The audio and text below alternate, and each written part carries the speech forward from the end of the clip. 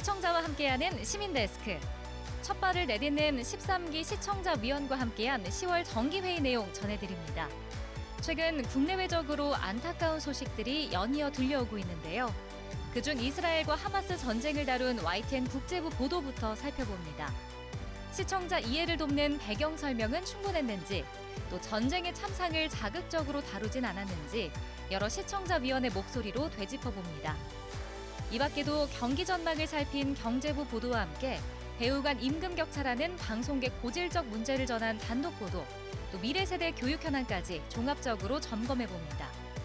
칭찬과 격려를 고루 갖춘 10월 시청자위원의 모습, 잠시 후 화면으로 만나보시죠.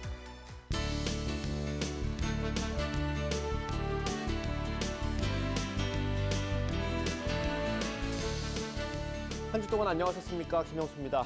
부쩍 낮아진 기온과 큰 일교차에 달라진 계절을 실감하실 겁니다.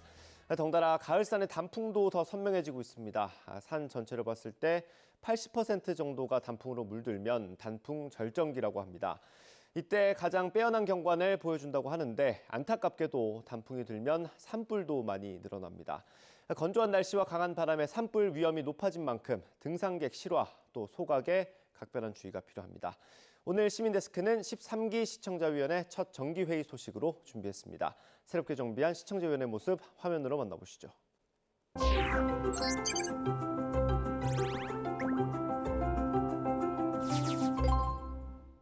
네, 오늘 새로 위촉되신 여러 위원님들 모시고 회의를 시작하겠습니다. YTN 시청자위원회 10월 정기회의를 시작하겠습니다.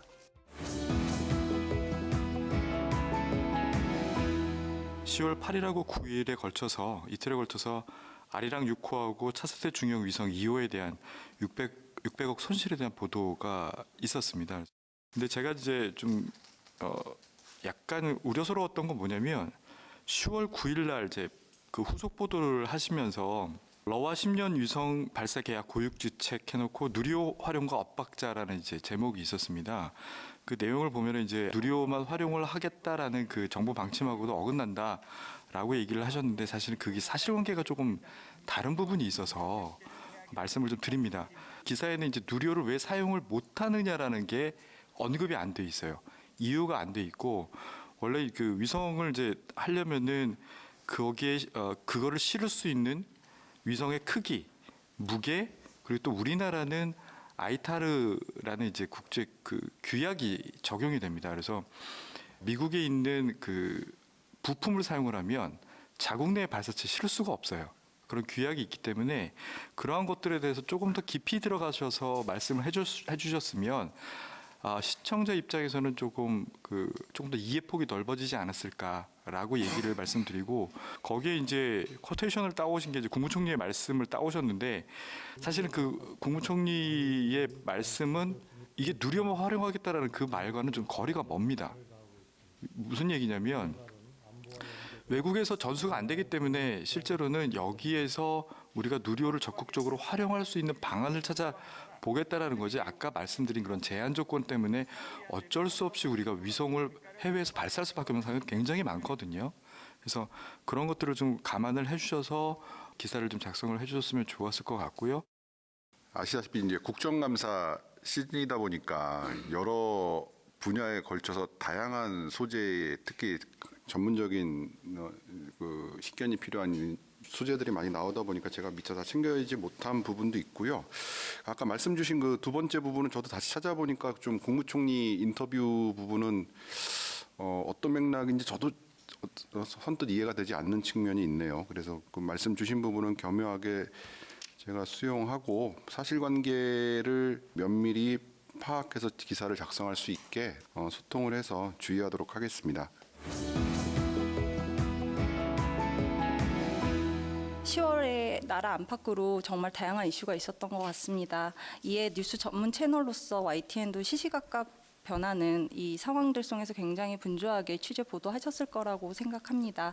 특히 이스라엘과 하마스 간 전쟁에 대한 뉴스 보도를 저는 관심 있게 보아오고 있는데요. 물론 그 뉴스의 양이 너무 많기 때문에 제가 다 보지 못한 뉴스도 있습니다. 하지만 이제 전반적으로 생각을 했을 때 전쟁 배경에 대한 깊이 있는 정보와 전쟁 상황에 대한 내용을 신속하게 전달해 주셨다고 생각을 합니다.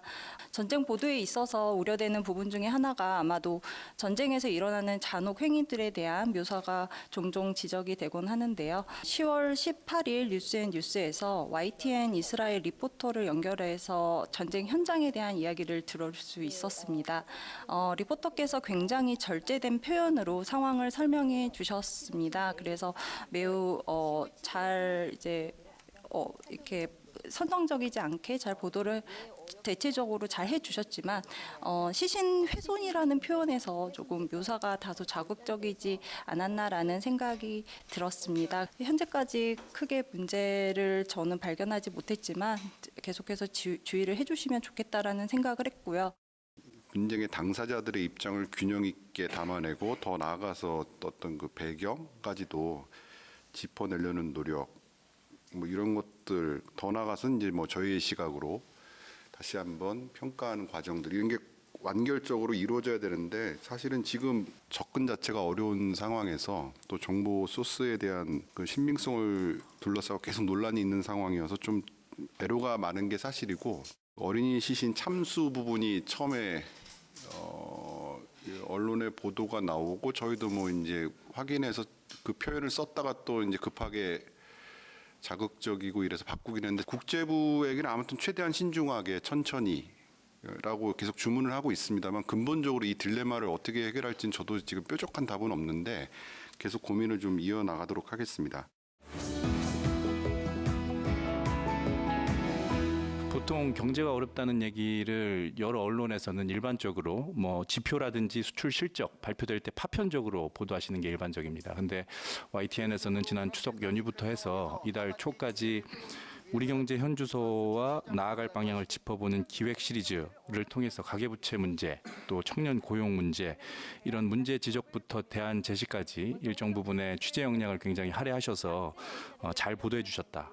그리고 경제 전문가가 나오셔가지고 OECD의 잠재 성장률 1%대 이 전망을 갖고 이게 갖는 의미나 우리 경제에 주는 경고 이런 부분에 대해서 아주 쉽게 잘 풀어서 설명해 주셨고 이런 일련의 보도들이 요즘 같은 시기에 굉장히 시의적절하다라는 느낌을 받았습니다. 아쉬웠던 점은 문제 인식은 굉장히 좋았는데 그래서 뭘 어떻게 해야 하는데 라는 대안 제시에 있어서 수출 다변화 같은 다소 담론 수준의 이야기가 좀 줄을 이뤄서 뾰족한 느낌이 좀 부족하지 않았나라는 생각이 들었습니다. 만일 경제 성장률을 구성하는 세 가지 요소, 이게 이제 노동, 자본, 생산성 이런 부분을 좀 팩터별로 기업 입장에서 실질적이고 구체적인 대안을 제시했더라면 보다 더 가치 있는 보도가 되지 않았을까라는 생각을 해봤고요.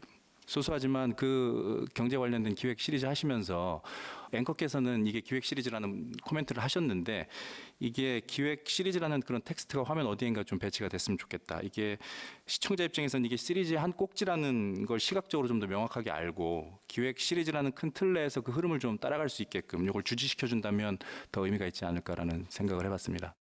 일단 기획 시리즈를 뭐 어떻게 적시를 해서 시청자나 아니면 텍스트를 보시는 분들이 명확히 인지할 수 있게 하는 부분은 바로 참고해서 반영하도록 하고요. 또 하나는 이제 대안을 둘러싼 게 워낙 정치와 이념적인 대치의 소재가 되다 보니까 뭐 재정 정책이든 노동 개혁 부분이든 세제든 뭐 규제 완화 부분이든 이런 데서 저희가 적극적으로 무언가 코멘트를 제시하고 이런 데 항상 애로가 있는 것도 사실입니다. 근데 그 시간을 두고 계속 지켜봐 주셨으면 좋겠습니다. 노력을 저희가 계속 기울여 나가야 되는 부분이라고 생각이 들고요.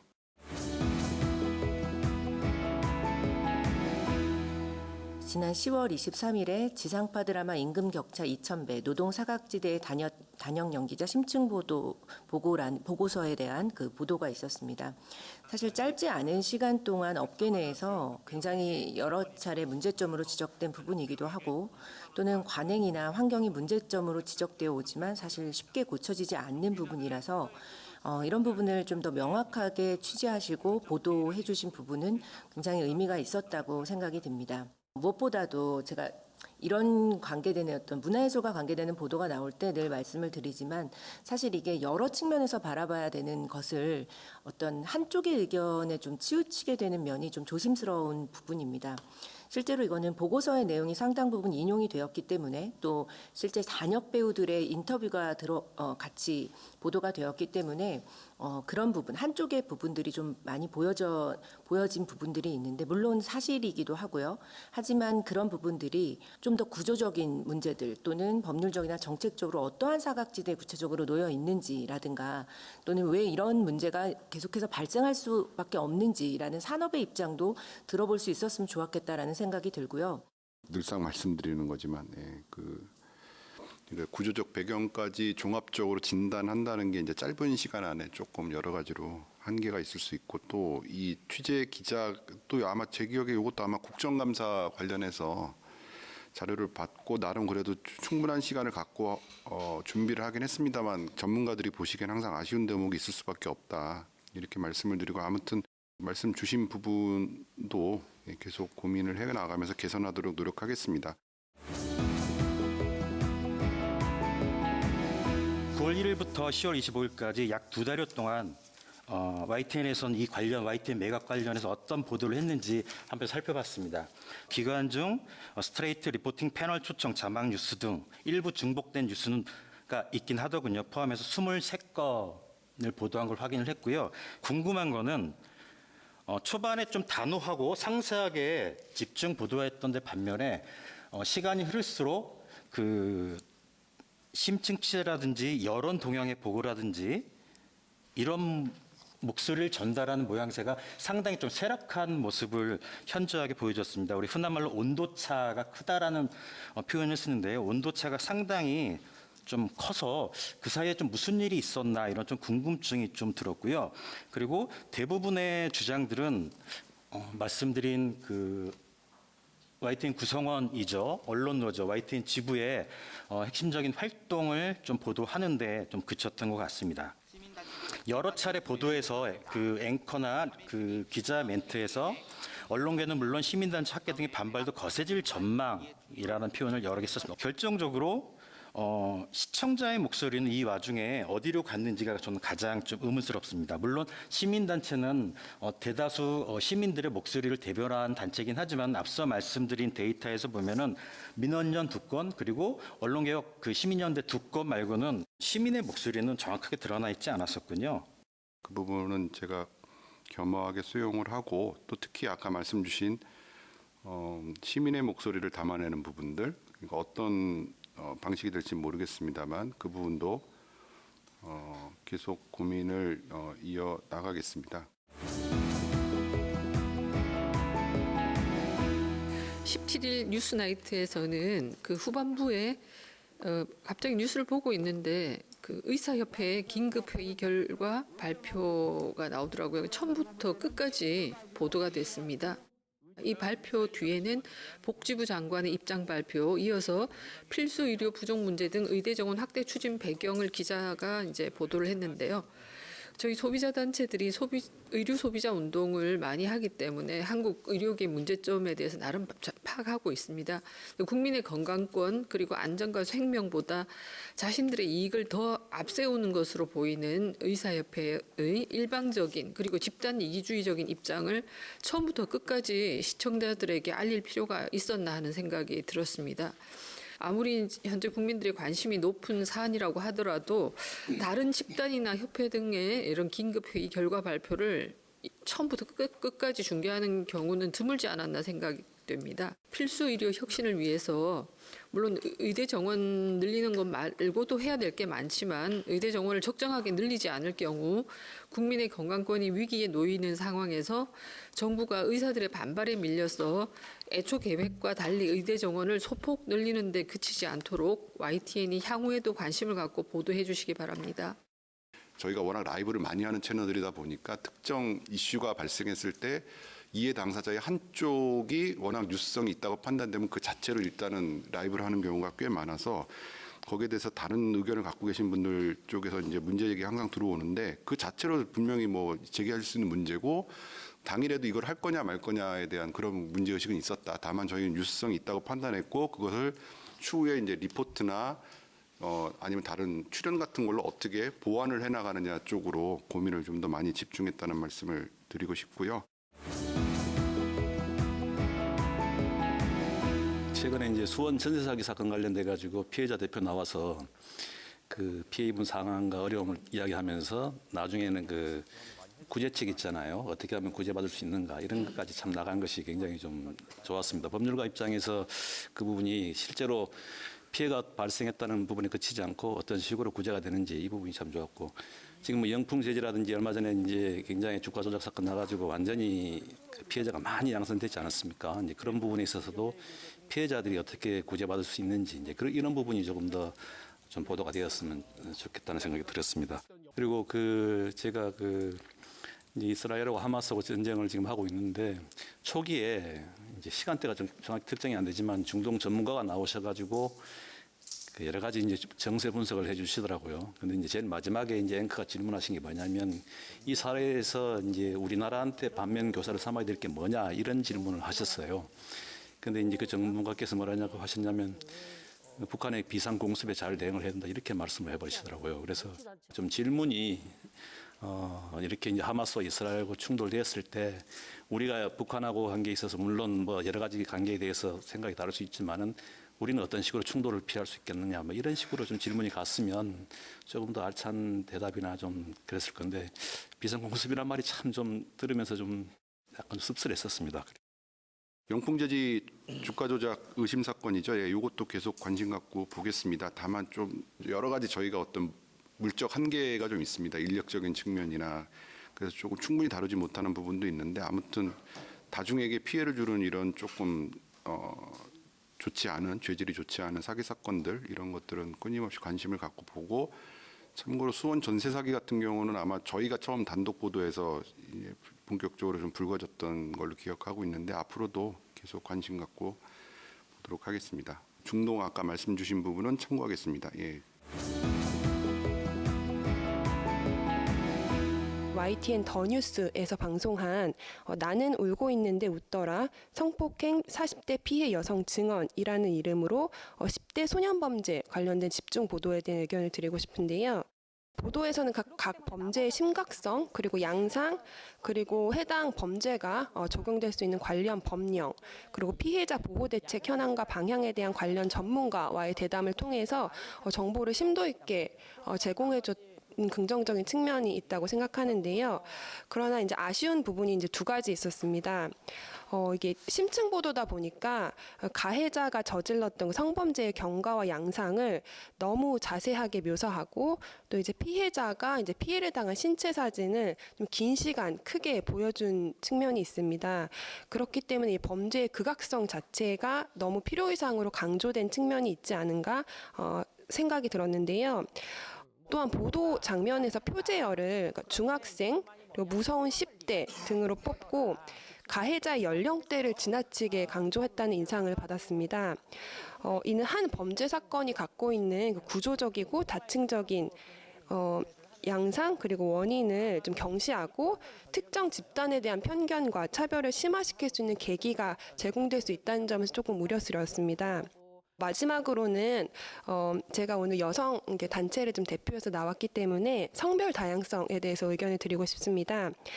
뉴스 구성 시에 그 초청 패널에 성별 다양성을 조금 더 강화시키라는 의식적인 노력을 해주셨으면 좋겠습니다. 보도 전문 채널인 YTN이 이제 미디어의 보도 구성에서 조금만 더 성별 다양성에 의식적으로 노력을 기울인다면 시청자 그리고 타사 방송 채널에도 긍정적인 영향을 행사함으로써 다양성 그리고 인권 관점의 공정한 보도에서의 사회문화의 혁신 주체가 될 수 있다고 생각합니다.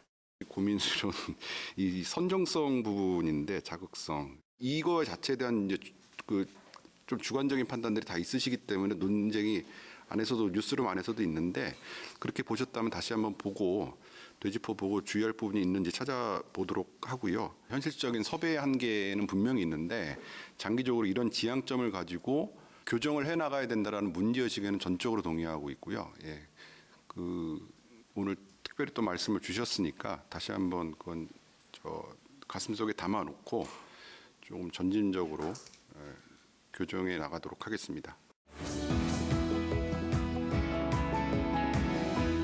최근에 이제 여러 가지 연예인들 또는 뭐 일반 시민들 마약 유통되는 과정에서 검거되거나 수사받는 이런 과정들이 많이 보도가 되고 있습니다. 그런데 이게 검찰이나 경찰의 어떤 자료가 확보가 안 돼서 그런지 이 마약도 여러 가지가 있고 또 여러 가지 유통 경로도 있고 한데 이런 부분들이 한번 정리돼서 우리가 보도를 한번 해주시면 좋지 않을까 하는 생각이 듭니다. 왜냐하면 물론 그 마약을 접하는 사람들은 어떤 비밀스러운 경로를 통해 접하게 되겠지만 그렇지 않은 일반 우리 국민들이 볼 때는 도대체 어디서 어떻게 저렇게 많이 퍼지고 있는가라는 거에 대해서 좀 궁금증을 많이 가질 거라고 생각이 됩니다. 그래서 그런 우리 국민들의 궁금증을 한번 이렇게 해소시켜주고 또 경각심을 이런 쪽에서 많이 유통이 되고 있다라는 사항들을 우리 국민들께 한번 경각심을 일깨워준다는 차원에서 혹시 그런 부분에 대한 이 자료나 현황 같은 것들이 전문가를 통해서 확보가 될 수 있다면 한번 그분들 한번 종합 정리해서 한번 보도를 해주시면 어떨까 하는 생각이 듭니다. 이 중동의 이스라엘과 하마스의 이거는 사실 우리들 삶에도 매우 영향을 미치는 거기 때문에 조그마한 팩트가 좀 잘못되게 되면 굉장한 공포감을 줄 수 있거든요.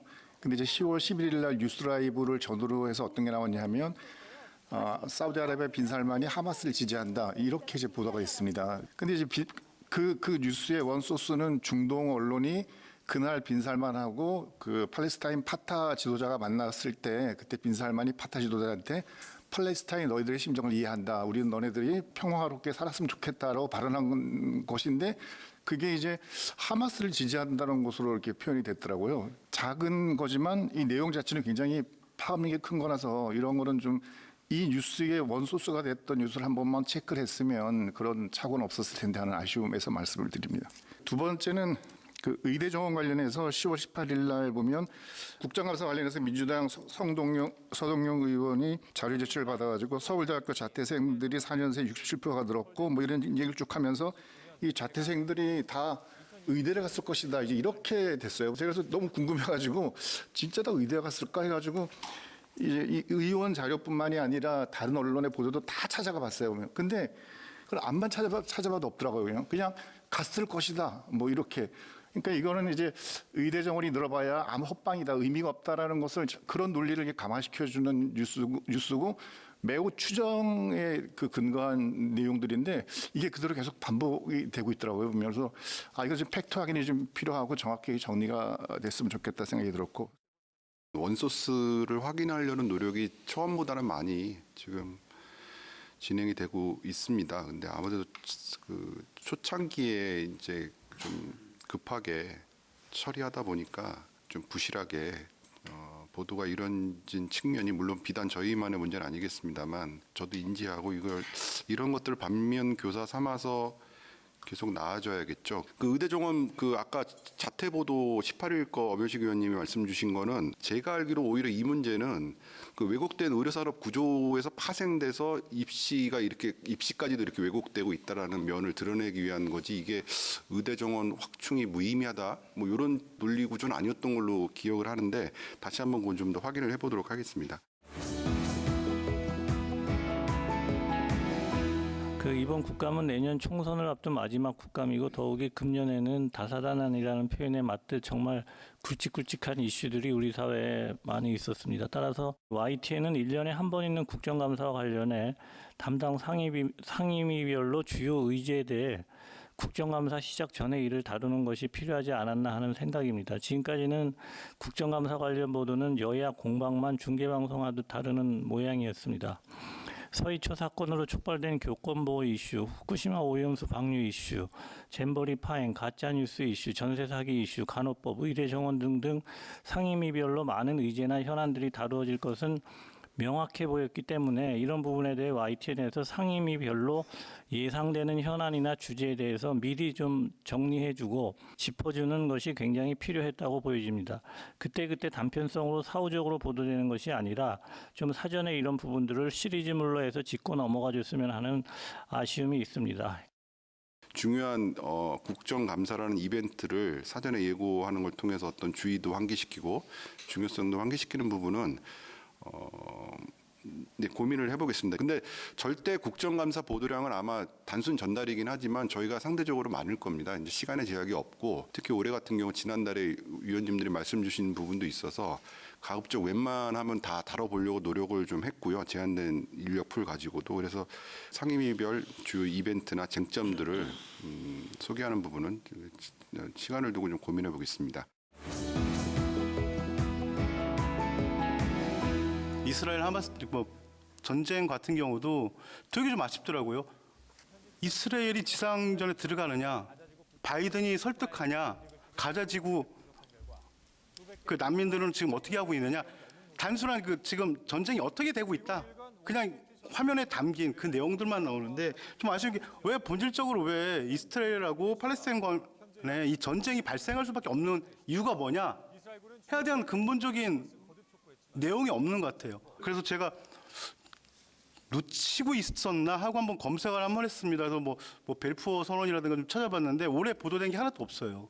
그래가지고 단순히 이제 전쟁이 발발됐다 하는 거고 그 속에서 좀 묻힌 게 그 가자지구에 뭐 잘들 아시겠지만 전기가 하루에 12시간 정도밖에 못 쓰잖아요. 이스라엘이 다 통제를 하잖아요.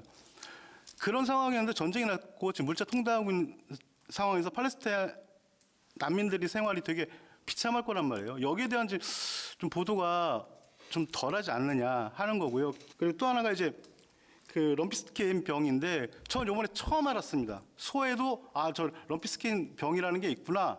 저게 발생했구나 서산부터. 근데 럼피스킨 병이 뭐지? 기사에 안 나오더라고요. 제가 인터넷 들어가서 이제 다시 봤는데 거기 한 줄 나오더라고요. 바이러스 뭐 목이라든가 흡혈에 의한 바이러스 병이다. 이건 한 줄 나오는데 기사에서는 제가 듣지를 못한 것 같아요. 좀 구체적으로 그 사건이 그 병이 발병한 이유 그리고 매물 처리됐을 때 농가들에 대한 지원책이라든가 이게 그 먹거리에 미치는 뭐 다른 물가라든가 미치는 영향은 어떻게 되는가 하는 좀 심층적인 보도가 좀 YTN을 좀 해야 되지 않느냐 하는 좀 바람이 좀 있습니다. 아마 출연 등을 통해서 일부 해소는 됐을 텐데 그 충분히 저희가 기자들이 관성적으로 좀 빨리 처리하다 보니까 그 충분히 배경이나 아니면 최소한의 그 이해를 도울 수 있을 만한 단서들을 제공하는데 좀 게을리하는 면이 있다. 이 부분은 제가 부정하지는 않겠습니다. 그래서 그런 부분에 대한 이해를 더 많이 제공하려고 노력해야 된다는 게 저희의 이제 의무다. 그 노력을 더 기울여야 된다. 이런 부분에 대해서는 저도 공감하고 더 저희 구성원들과 고민을 해나가겠습니다. 2028년 수능 개정안과 관련된 보도 말씀드리고자 합니다.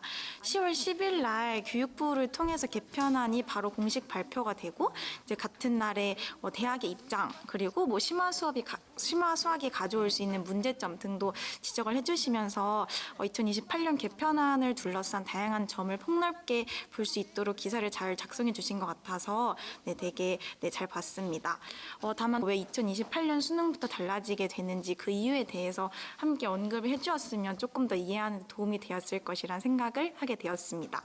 물론 10월 15일 날 YTN 뉴스와이드에 장상윤 교육부 차관이 출연하셔서 25분 동안 앵커님과 대화를 하시면서 자세히 다뤄주시긴 하셨지만 10월 10일 날 보도에는 해당 내용이 빠져 있었어요. 그래서 보도를 할 때 왜 이 특정 연도부터 되게 됐는지 시행 배경 관련해서 맥락을 언급해 주시면 좋을 것 같다는 생각이 들었습니다. 그리고 마찬가지로 10월 10일 보도에서 현재 내신이 9등급에서 주 5등급으로 개편이 되는 이유에 대해서도 언급이 되었으면 하는 아쉬움이 들었는데요. 2025년부터 마찬가지로 고교학점제가 시행이 되어가지고 특정 과목을 선택한 학생 수가 12명 이하로 떨어지게 되면 4%에 해당하는 1등급에 해당하는 친구들이 하나도 없어지기 때문에 교육부가 내신을 5등급 으로 만화하기로 했다라는 배경을 같이 설명해 주셨으면 평가 정책에 대해서 시청자분들이 조금 더 의견을 형성하고 보완점을 생각하는 데 도움이 되었을 것 같다고 생각이 들었습니다. 시장에 어떤 영향을, 그러니까 5등급으로 줄어들면 사교육이 늘어나는 거야, 줄어드는 거야, 뭐 특목고가 활성화되는 거야, 이거 이제 하나씩 계속 나오고 있을 겁니다. 제가 특별히 주문하기도 했었는데 좀 더 다각도로 조명할 수 있도록 계속 좀 부족하지만 노력을 계속 기울여 나가겠습니다. 이것으로서 오늘 저 13기 시청자위원분들로서 첫 회의인 YTN 시청자위원회 10월 정기회의를 모두 마치겠습니다. 여러분 모두 수고하셨습니다.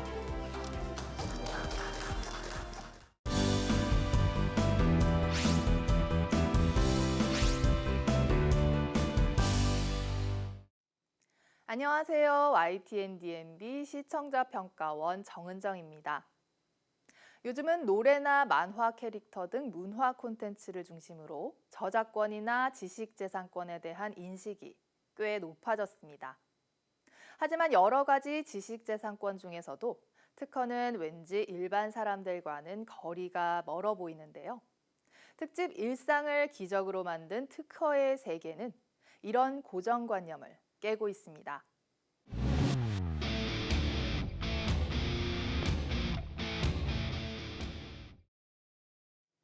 특허는 기업의 성과이기도 하지만 일상에서도 중요한 역할을 하고 있는데요. 기업 입장에서 연구개발은 연구 자체뿐만 아니라 사업화를 통한 이익과 일자리 창출, 나아가 사회 경제에 기여하는 의미가 있다고 합니다. 특허와 같은 지식재산 규모 확대와 함께 국가 경제도 성장한다는 점은 총 특허 수와 1인당 실질 GDP 추이를 담은 그래프를 통해서도 확인할 수 있었는데요. 전문가의 의견이 더해져 신뢰도가 더욱 높아졌습니다. 일상 곳곳에 스며들어 있는 특허 사례들도 소개됐습니다. 먼저 밤이면 상가나 가로등 근처에 집단 출몰해 사람들에게 불쾌감을 주던 동양 하루살이를 구별해 포집할 수 있는 장비를 개발한 사례를 볼 수 있었는데요. 생활의 불편함을 개선해주는 특허 기술의 유용함이 돋보였습니다. 의사가 직접 개발한 수면 무호흡증 환자를 위한 장치는 환자의 불편함을 그냥 지나치지 않고 개선을 위해 노력한 끝에 기존 양압기가 가진 단점을 보완할 수 있도록 개발됐습니다. 장치를 개발한 의사가 직접 개발 과정을 자세히 설명해줬고 실제 장치 착용 경험이 있는 환자들의 인터뷰도 들을 수 있어 기술에 대한 이해가 쉬웠습니다. 각 대학에서도 많은 특허가 출원되고 있다고 합니다. 기업을 중심으로 한 산업 생태계 구성에서 대학이 차지하는 역할을 산학협력을 통해 설명하고 있는데요. 특허청 관계자는 대학은 특히 연구개발의 결과인 기술을 특허로 권리화하고 활용할 수 있는 능력이 매우 중요해 이를 위한 맞춤형 지원이 이루어지고 있다고 전했습니다. 해외 시장에서 주목받는 특허 기술로 소개된 지능형 실시간 건강 모니터링 시스템은 드라마나 영화에서만 보던 화면들이 실제로 구현되고 있어 기술의 발달을 실감하게 했습니다. 궁극적으로는 이 기술들을 활용한 의료 플랫폼 혁신을 목표로 하고 있다고 하는데요. 특허 기술이 바꿀 의료 시스템은 어떤 모습일지 궁금해집니다. 한편 복사 냉각 페인트 사례를 통해 특허 등록의 중요성도 강조됐는데요. 건강 모니터링 시스템에서 복사 냉각 페인트 특허 내용으로 이어지는 부분이 조금 갑작스럽게 등장하면서 흐름이 매끄럽지 못했던 점이 아쉬웠습니다. 특집 일상을 기적으로 만든 특허의 세계는 연구개발과 특허가 사회와 밀접하게 연관되어 있다는 점을 다양한 사례를 통해 소개하고 있습니다. 실험실이나 연구자, 기업의 일이라고만 생각했던 특허가 생활 곳곳의 불편과 어려움을 해소하고 있다는 사실이 흥미로웠습니다. 앞으로 더욱 다양한 특허가 세상을 보다 살기 좋은 곳으로 변화시키기를 기대해 봅니다.